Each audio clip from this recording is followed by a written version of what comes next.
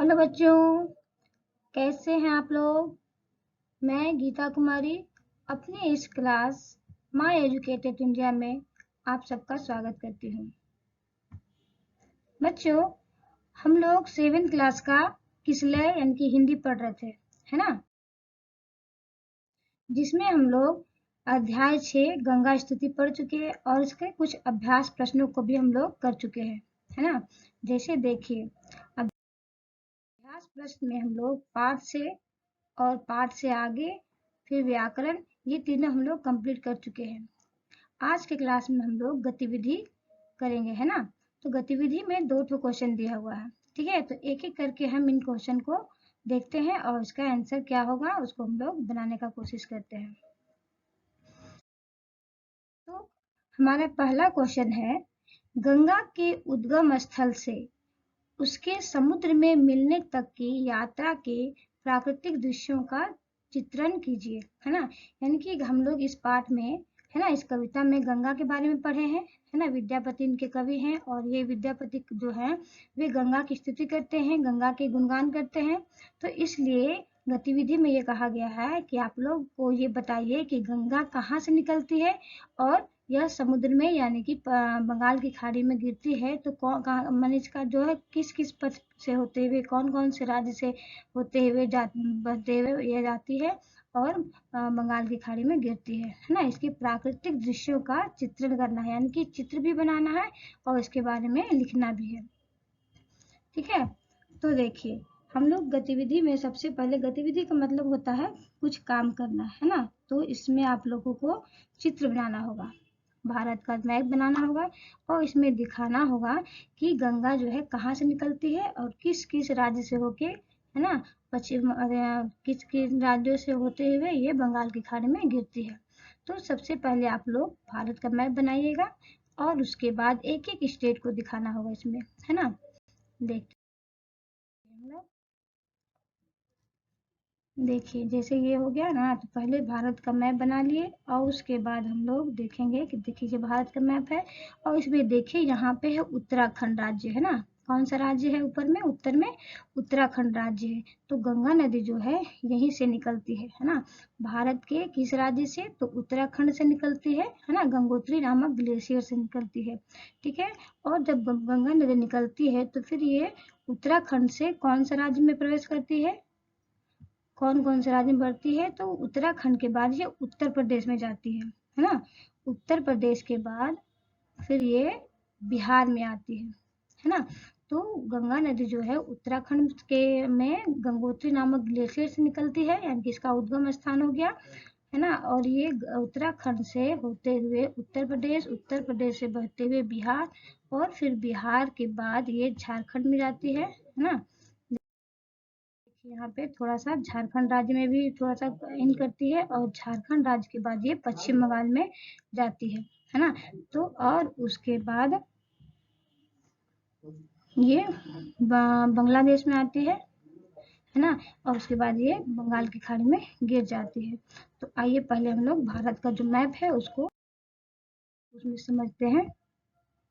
देखिए ये है भारत का मैप और ये हो गया उत्तराखंड राज्य, उसके बाद उत्तर प्रदेश, उसके बाद बिहार, बिहार से होते हुए गंगा जब बहती है तो हल्का सा ये झारखंड में भी थोड़ा सा जाती है और झारखंड के बाद ये पश्चिम बंगाल में और पश्चिम बंगाल से बहते हुए फिर ये बांग्लादेश में जाती है और बांग्लादेश के बाद ये यहाँ पर बंगाल की खाड़ी में गिर जाती है, ठीक है।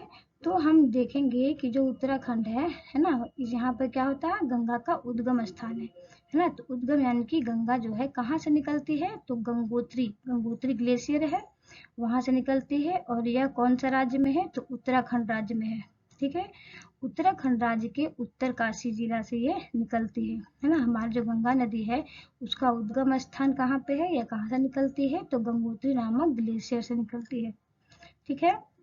और ये किन किन राज्यों से होकर गुजरती है, तो उसको हम लोग देखते हैं कि ये 5 राज्यों से होकर गुजरती है ना। पहले उत्तराखंड में, फिर उत्तर प्रदेश, फिर बिहार, फिर झारखंड, उसके बाद पश्चिम बंगाल। देखिए, है ना, उत्तराखंड, उत्तर प्रदेश, बिहार, झारखंड और फिर पश्चिम बंगाल में आती है और उसके बाद यहाँ पे बांग्लादेश में प्रवेश करती है। फिर बांग्लादेश में आने के बाद ये यहाँ पर बंगाल की खाड़ी में गिर जाती है। ठीक है, तो आइए हम लोग इसको जो चित्र बना रहे थे भारत का उसमें भी देख लेते हैं। देखिए, ये इसलिए हम लोग जो है उत्तराखंड का चित्र बनाया है ना, चित्र में कि भारत का मैप में उत्तराखंड को दिखाया है, उसके बाद उत्तर प्रदेश है, फिर बिहार है, फिर ये झारखंड है, और फिर यहाँ पश्चिम बंगाल के बाद यहाँ पर बांग्लादेश है। तो गंगा नदी ऐसे इस तरह से आते हुए यानी कि भारत के उत्तर में है ना, भारत के उत्तर में गंगा नदी बहती है और 5 राज्यों से होते हुए गंगा नदी बंगाल की खाड़ी में गिर जाती है। ठीक है, तो हम लोगों का क्वेश्चन क्या था? हम लोग का क्वेश्चन था कि गंगा के उद्गम स्थान से उसके समुद्र में मिलने तक की यात्रा की प्राकृतिक दृश्यों का चित्रण कीजिए, है ना। तो प्राकृतिक दृश्य क्या हो गया? ये तो हो गया भौगोलिक दृश्य। प्राकृतिक दृश्य हो गया कि हम जानते हैं कि भारत के उत्तर में क्या है, तो हिमालय पर्वत है ना। तो इधर ऊपर में उत्तर में हिमालय क्षेत्र यानी कि पर्वतीय क्षेत्र है। ठीक है, और उसके बाद यहाँ उत्तर प्रदेश और इधर बिहार है, इधर यहाँ का क्षेत्र जो है तो मैदानी क्षेत्र है। तो इसका प्राकृतिक क्षेत्र के बारे में यदि हमें लिखना होगा तो हम लोग कैसे लिखेंगे? चित्र तो हम लोग बना लिए, लेकिन इसका उत्तर यदि लिखना होगा तो हम कैसे लिखेंगे कि गंगा नदी अनेक ऊंचे ऊंचे पर्वतीय एवं वन प्रदेश से गुजरते हुए हरिद्वार में आकर समतल भूमि पर बहने लगती है और वह अनेक नदियों को अपने साथ लेकर अंत में बंगाल की खाड़ी में गिर जाती है ना।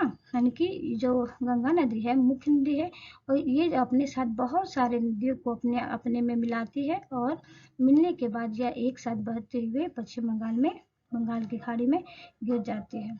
ठीक है, इसके बारे में कुछ और हम लोग देख लेते हैं गंगा के बारे में, क्योंकि हम लोग गंगा के बारे में ही पढ़ रहे हैं। तो देखिए, यह गंगा जो गंगा नदी है यह भारत की सबसे बड़ी नदी है ना। गंगा नदी भारत की सबसे बड़ी सबसे लंबी नदी है और इसका उद्गम क्या कहाँ है, यानी कि ये कहाँ से निकलती है, तो गंगोत्री ग्लेशियर ना। ग्लेशियर यानी कि हिम का बर्फ है ना, हिम का मतलब पहाड़। तो गंगोत्री ग्लेशियर से निकलती है और उत्तराखंड राज्य से और उत्तरकाशी जिला से गंगा नदी निकलती है। और इसका मुहाना कहाँ है, यानी कि ये कहाँ पे जाकर समुद्र से मिल जाती है, तो बंगाल की खाड़ी में यह गिर जाती है, मिल जाती है। ठीक है, और गंगा नदी की लंबाई कितनी है हमारे, है ना, जो गंगा नदी है, तो गंगा नदी की लंबाई कितनी है? 2525 किलोमीटर। ठीक है, गंगा नदी निम्न राज्यों से होकर बहती है, यानी कि गंगा नदी कितने राज्यों से होकर बहती है, तो 5 राज्य से।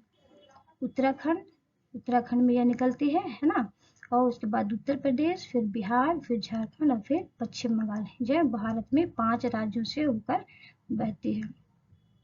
और आगे हम देखेंगे कि गंगा नदी 5 राज्यों से होते हुए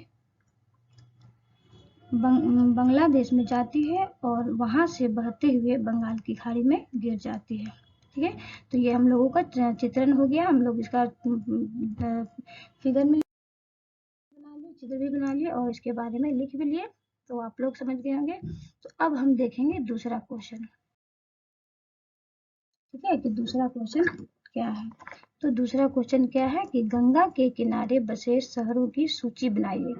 इन शहरों में स्थित कल कारखानों से गंगा नदी पर किस प्रकार का प्रादुर्भाव पड़ता है, इस पर अपने सहपाठियों से चर्चा कीजिए और लिखिए।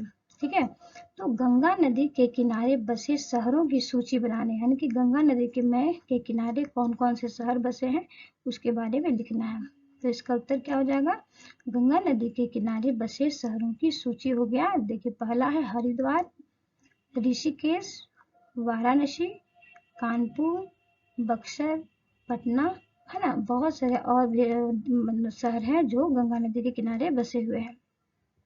तो इस तरह हम लोग लिख लिए, इसका सूची बना लिए। अब देखते हैं आगे का क्वेश्चन है, आगे क्या पूछ रहा है कि इन शहरों में स्थित कल कारखानों से, है ना, इन शहरों के गंगा नदी के आसपास जो भी शहर बसे हुए हैं इसके आसपास, है ना, जो कल कारखाने हैं उससे गंगा नदी में क्या प्रभाव पड़ता है इसके बारे में लिखने के लिए कहा है। तो हम लोग क्या देखेंगे कि इसका आंसर जो है हम लोग कैसे लिखेंगे कि इन शहरों में स्थित कल कारखानों से गंगा नदी पर प्रभाव, है ना, क्या पड़ता है, तो कल कारखानों के अवशिष्ट पदार्थ, है ना, यानी कि कल कारखानों से जितने भी अवशिष्ट पदार्थ निकलते हैं, है ना, वो क्या होता है, नालियों के द्वारा गंगा नदी में प्रवाहित कर दिया जाता है, यानी कि गंगा नदी में बहा दिया जाता है। तो जिस कारण गंगा नदी का जल क्या हो जाता है, दूषित हो जाता है ना। तो गंगा नदी का जल दूषित हो जाता है तो बहुत बुरा प्रभाव पड़ता है, जल दूषित हो जाता है ना। तो और हम लोग पिछली बार पढ़े थे कि गंगा नदी का उपयोग हम लोग का जीवन में बहुत ही महत्वपूर्ण स्थान है ना। गंगा नदी से हम बहुत ही मतलब अपना जीवन के बहुत से कार्य करते हैं, पूरा करते हैं। तो इस तरह नदियों का भी हमारे दैनिक जीवन में बहुत अधिक महत्व है। तो यदि नदी का जल दूषित हो जाएगा तो इसका हमारे जीवन पर भी बुरा प्रभाव पड़ेगा ना। तो इसका आंसर हम लोग ऐसे लिख सकते हैं। ठीक है, आज की क्लास मैं यहीं पे ख़त्म करती हूँ बच्चों। धन्यवाद। जय हिंद, जय बिहार।